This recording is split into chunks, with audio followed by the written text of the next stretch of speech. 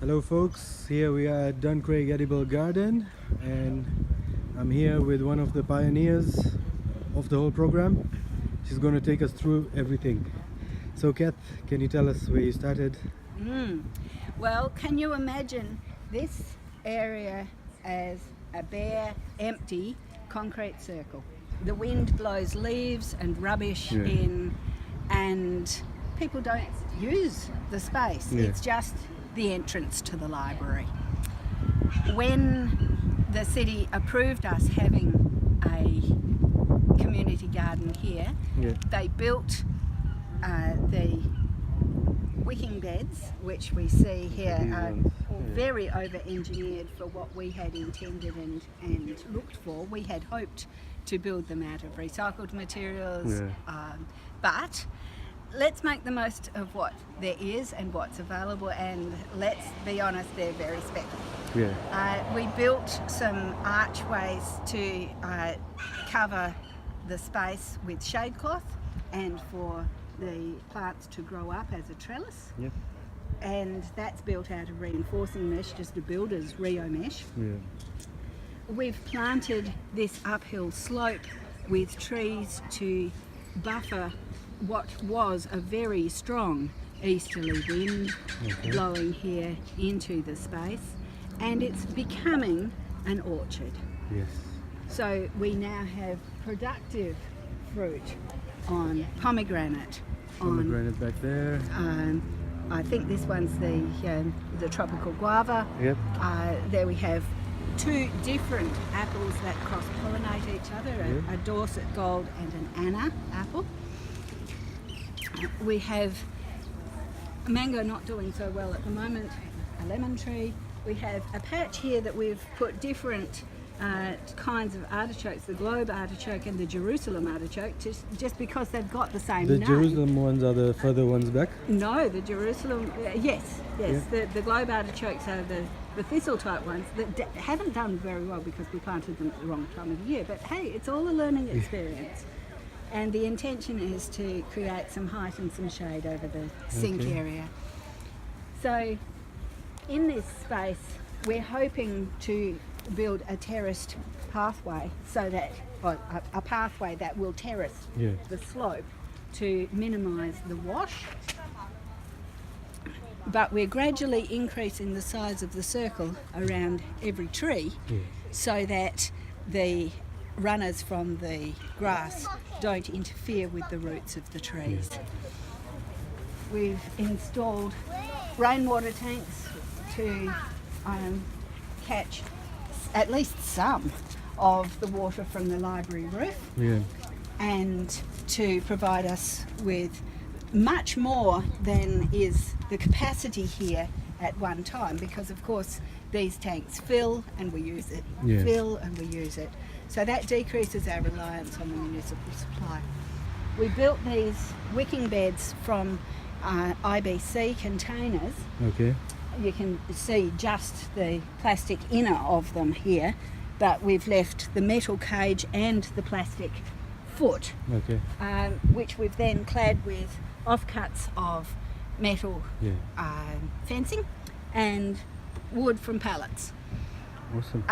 So the growing medium is only this deep, and then it has socks of geotextile going down into the water container underneath that wick the water up into the growing mixture. And that's done with green life soil, vegetable concentrate and charcoal and the sand from this local area and lots of good stuff to make lots of good growth.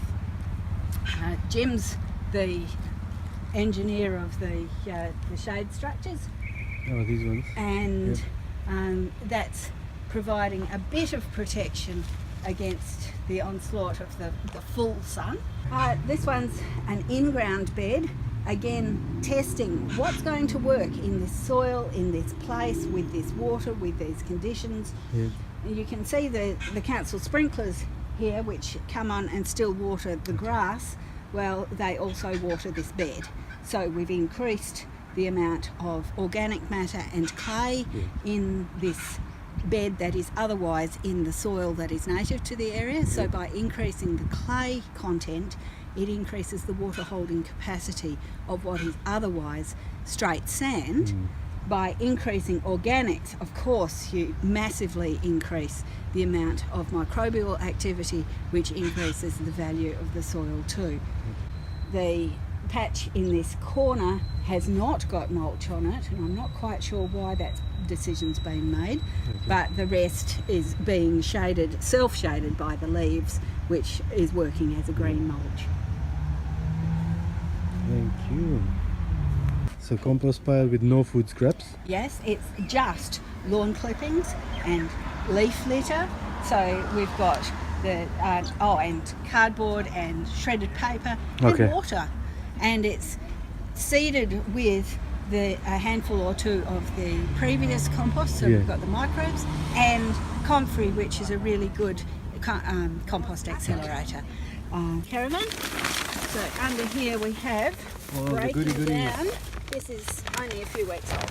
So and we have a red wiggler, we have roly-polies. We have all sorts of creatures all the good working hard for us and turning it into something that we can use.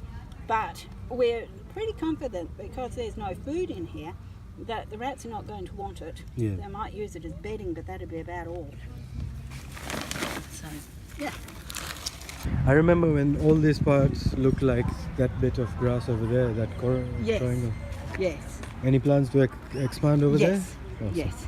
So initially we just dug and planted to a lot of sweet potato with some things between, but the sweet potato is a good default holding crop that will thrive on just what nature gives it and doesn't need a lot of irrigation, and it means that you've got something being produced and the soil being held in place and kept moist. And yes, some of these plants, this one particularly, are not edible. However, they still have a place in an edible garden because they're a bee attractant.